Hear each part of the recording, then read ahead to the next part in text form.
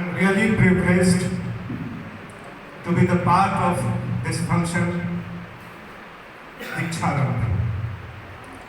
And my special gratitude, my special thanks to Dr. Rajneesh Ranjan and his dismissed family, teachers, training student. बहुत ही अच्छा मौका है कि शिक्षा पर एक गंभीर चर्चा हो, एक बातचीत हो। शिक्षा है क्या? What is education? बहुत सारे डेफिनेशन आपने भी पढ़े होंगे। Education is human right with immense power to transform. बहुत ही सारगर्भित पंक्ति है, कोफी अन्नान साहब की है। मैं इस पंक्ति के साथ आज अपने इस स्पीच का शुभारंभ करता हूं।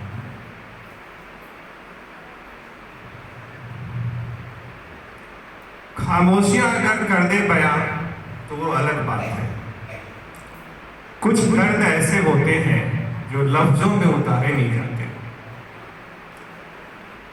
मेरा दर्द है, हम जिस नालंदा, जिस विक्रमशिला की भांति मेरे पास है, एक पूरा लेगेसी मेरे पास है, जिसको हम जीते हैं, जिसको हम याद करते हैं, उस देश में शिक्षा की स्थिति ऐसी क्यों है?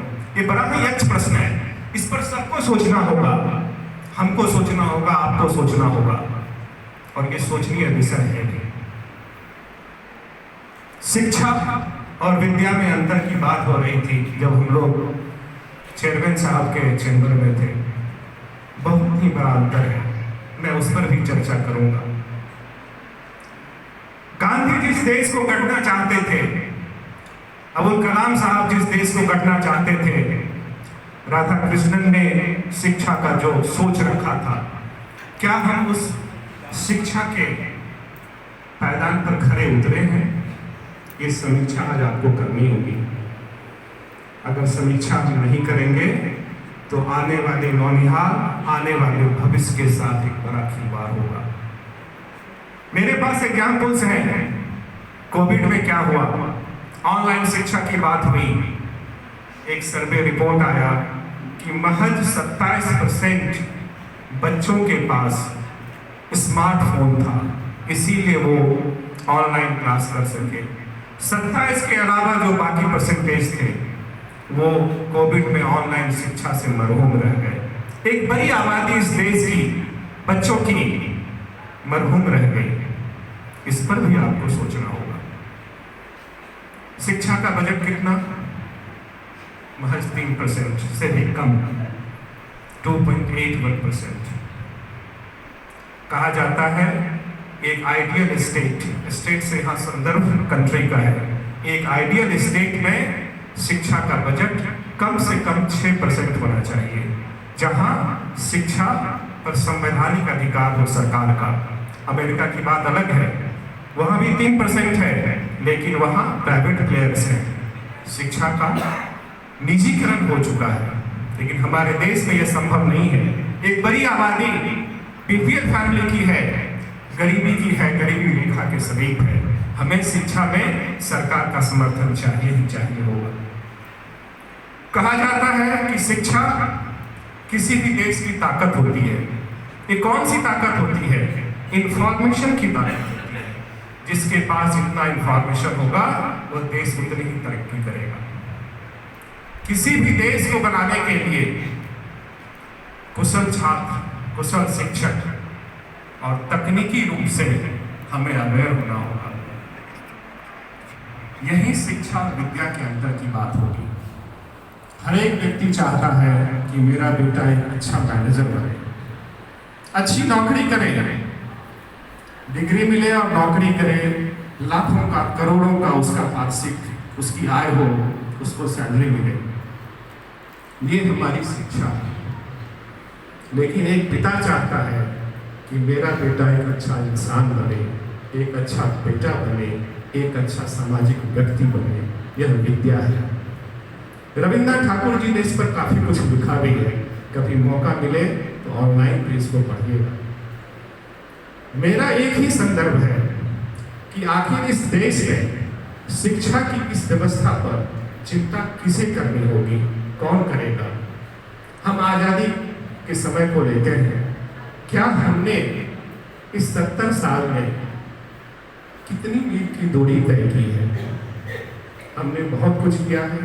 हमारे संविधान बनाने वालों ने शिक्षा को अपनी प्राथमिकताओं में रखा था। हम काफी आगे निकले हैं। ऐसा नहीं है कि हमारी उपलब्धियां बहुत छोटी हैं, हमारी उपलब्धियां काफी बड़ी हैं। लेकिन कहा जाता है कि शिक्षा में जब तक गतिशीलता नहीं होगी, समसामयिकता नहीं होगी, वर्तमान संदर्भ में जीने की जिज्ञासा नहीं होगी, तो वो शिक्षा विश्व को कम्पीट नहीं कर पाएगा। हमें विश्व से लड़ना है। हमारी लड़ाई नेपाल और बांग्लादेश से नहीं है, हमारी लड़ाई अमेरिका, चीन और जापान से है। लड़ाई से हमारा संदर्भ शैक्षणिक लड़ाई से है कि हमारे बच्चे कितना ऊपर जाते हैं। हमने बिहार में महात्मा बुद्ध को उपदेश दिया। एक सुजाता नाम की स्त्री ने बुद्ध को कहा, वर्णासन बुद्ध से कहा कि वीणा के तार को इतना मत अमेठो कि वह टूट जाए और इतना ढीला मत छोड़ो वह बज ही नहीं पाए। यही बुद्ध के को महान गौतम बुद्ध बनाया। जापान ने उसे अंगीकार किया, जापान ने अंगीकार किया, लेकिन जापान ने तकनीकी को भी अंगीकार किया। जापान हमसे बहुत आगे है। अब समय आ गया है कि हम शिक्षा के इस सफर का पुनर्अवलोकन करें, पुनर्समीक्षा करें उसकी, जो बहुत ही समीचीन है। उस पुनर्अवलोकन से मेरा तात्पर्य सिर्फ यह नहीं है कि सिलेबस को बदल जाए। मेरा तात्पर्य है कि उसका पहला कंपोनेंट भारतीयता होनी चाहिए। ये शिक्षा का सबसे पहला कंपोनेंट हो। दूसरा कंपोनेंट हो गुरु शिष्य परंपरा की। बहुत ही अभाव देखने को मिलता है। हम छोटे थे, हमारे शिक्षक कभी बाजार में मिल जाते थे, हम निश्चित रूप में पैर छूकर प्रणाम करते थे। आज के छात्र शायद नहीं कर पाते हैं, नहीं काट लेते हैं। बहुत ही नॉर्मल चीजें हैं। मैं पिता भी हूँ, मैं भी अपने बच्चों को देखता हूँ कि उनके शिक्षक के प्रति क्या सम्मान है। जो सम्मान हम देते थे वो आज नहीं है। भौतिक युग आ गया है। हमारे अभिभावक बैठे हैं, युक्ति बाबू हमारे पिताजी के बहुत ही करीबी और हमारे पिता तुल्य हैं। ये भी एक शिक्षक हैं। डॉक्टर के ओझा साहब ने शिक्षा पर बहुत ही अच्छा, हम भी इनसे हमेशा सीखते रहते हैं। लेकिन सब लोगों के जहन में अभी एक ही बात होगी कि शिक्षा में पुनर्अवलोकन होना चाहिए, पुनर्विचार होना चाहिए। हमने बहुत कुछ को खो दिया है और बहुत चीज आत्मसात भी करनी होगी, वरना गतिशीलता हमें पीछे छोड़ देगी। मैं एक चीज आपसे और बताना चाहता हूँ। अशोक बाबू बैठे हुए हैं, कई शिक्षण संस्थानों के मालिक हैं। क्या आपको नहीं लगता कि पीएन बिंदर विश्वविद्यालय में जो सिलेबस पढ़ाया जाता है, उस सिलेबस की उम्र सीमा समाप्त हो गई है?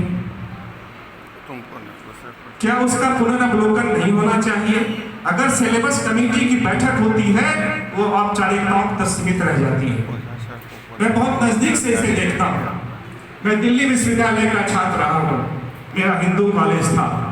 हर एक साल सिलेबस कमेटी की बैठक होती थी और जो चीजें पुरानी हो जाती थी, जिसकी गतिशीलता समाप्त हो जाती थी, उसे सिलेबस से बाहर कर दिया जाता था। लेकिन यहाँ गतिरोध है, जंग लग गई है उस चीज पर। मैंने इससे पहले राय साहब को भी एक बार कहा था कि सर सिलेबस को फिर से ठीक करने की जरूरत है। मैं हिस्ट्री का छात्र रहा हूं।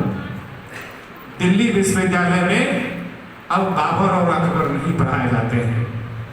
अब हिस्ट्री में वहां कंटेम्प्रेरी हिस्ट्री पढ़ाई जाती है, जिसे समसामयिक इतिहास कहते हैं, आज का इतिहास कहते हैं। पिछले 10 वर्षों के इतिहास पर लोग रिसर्च करते हैं, पुराने इतिहास पर कोई रिसर्च नहीं करता है। तो सिलेबस में जब तक बदलाव नहीं होगा, बच्चे अपडेट नहीं होंगे। जो विद्वान लोग बैठे हैं, अंजुम साहब बैठे हैं, सांसद प्रतिनिधि हैं, तो मैं कहना चाहूंगा कि इस पर भी एक चर्चा और एक बातचीत होनी चाहिए। मैं छोटा सा एक और एग्जाम्पल देना चाहता हूँ। मैं जब एमए में था, 100 विद्यार्थी थे। नेट का जब रिजल्ट आया तो 20 लोगों को जेआरएफ और 80 लोगों को नेट हुआ 100 में। ऐसा नहीं है कि सारे छात्र विद्वान थे, बहुत पढ़े लिखे थे, बहुत मेधावी थे, ऐसा नहीं था। वो सिर्फ सिलेबस का इफेक्ट था।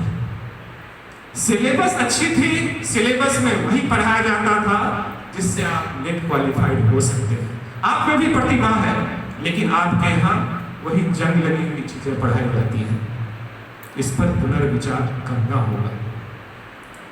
दूसरी बात मैं कहना चाहूंगा कि शिक्षक और अध्यापक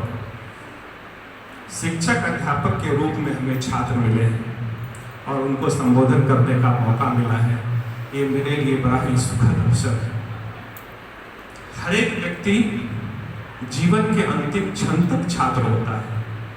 जब आप में सीखने की जिज्ञासा होगी तो आप छात्र के रूप में ही रहेंगे। और आपसे मैं बहुत उम्मीद करता हूं, सभी व्यक्ति, everyone has ocean of talent. It is up to you how you accelerate it. कैसे आप इसको गतिमान करते हैं। अगर आप आज के भाषण को यहाँ छोड़कर चले जाएंगे तो आपकी गतिशीलता बरकरार नहीं रखेगी। आप कभी अकेले क्षण में मंथन जरूर करना कि किस व्यक्ति ने क्या कहा, ओझा सर ने क्या कहा, रेवती बाबू ने क्या कहा, रजनीश जी ने क्या कहा, अजय सिंह ने क्या कहा। इस पर सोचना आप जरूर। हर एक व्यक्ति को सेल्फ स्टडी करना होगा, चाहे वो छात्र हो, चाहे वो शिक्षक हो। ओझा सर सामने बैठे हैं। पहले हर एक शिक्षक क्लास लेने से पहले स्वाध्याय करते थे। स्वाध्याय इसलिए नहीं करते थे कि वो भूल गए थे, वो इसलिए करते थे कि पहले छात्र क्लास में अटेंटिव होते थे और शिक्षकों से प्रश्न करते थे, इसीलिए उन्हें अपडेट रहना पड़ता था। आज नहीं है वो परंपरा। इस परंपरा को आपको जीवित करना होगा। मैं आपसे उम्मीद करूंगा कि डीएलएड के टीचर जब क्लास में आए तो आप अच्छे अच्छे प्रश्न पूछकर उन्हें स्वाध्याय के लिए मजबूर करें। ये आपके लिए शिक्षक ट्रेनिंग का सबसे महत्वपूर्ण कंपोनेंट होगा। उसके लिए आप तैयार हैं। मैंने 3 चीज सीखी है। पहला, सबसे महत्वपूर्ण कंपोनेंट है हार्ड वर्किंग। आप जिस तरह से हार्ड वर्किंग कर पाए, स्वाध्याय से कर पाए, जिस चीज में आपका इंटरेस्ट हो उसमें हार्ड वर्क करें। दूसरा, हैप्पीनेस। अगर आप हैप्पी रहेंगे तो निश्चय ही सब कुछ बहुत अच्छा होगा। लेकिन अगर आप व्हाट्सएप पर आए हुए इंफॉर्मेशन को देख करके हैप्पी हैं तो आप खुद के साथ बहुत बड़ा अन्याय कर रहे हैं। आज जो व्हाट्सएप पर परोसे जा रहे हैं वो प्रामाणिक इंफॉर्मेशन नहीं है, वो गलत इंफॉर्मेशन। मैं गूगल की बात नहीं करता, गूगल तो मैं भी देखता हूँ, मैं भी ढूंढता हूँ, लेकिन व्हाट्सएप पर सावधान है। व्हाट्सएप पर जो चीज़ें परोसी जा रही है, जो इंफॉर्मेशन परोसे जा रहे हैं किसी सब्जेक्ट के बारे में भी, वो प्रामाणिक नहीं है। उनके गलत होने की 200% संभावना है। खुद भी दूर रहें, बच्चों को भी दूर रखें। और तीसरी बात मैं कहना चाहूँगा कि जीवन में जहाँ भी रहें, खुद के कर्तव्य के प्रति बहुत ही ईमानदार रहें। ये सबसे बड़ी बात होगी। मैं आपका बहुत ज़्यादा समय नहीं लेना चाहता। आपने मुझे सुना, मीडिया के हमारे कुंदन भाई हैं। 13 वर्ष की पत्रकारिता मुझे भी याद आ गई। सहरसा आने के बाद मैंने 13 वर्ष लगातार हिंदुस्तान और जागरण में लिखा था। इनको देख करके फिर वही कीड़ा भी मुझे काट रहा है, बड़ा अच्छा लगता था। अंतिम में एक पंक्ति कहना चाहूँगा कि जब से चला था मंजिल पे थी नजर, आंखों ने कभी मुड़कर मील के पत्थर नहीं देखे। आपको भी मील के पत्थर नहीं देखने हैं, आप मंजिल पर नजर रखिए। जय हिंद। और इस इन्वेस्ट का बहुत ही आभार, बहुत ही धन्यवाद।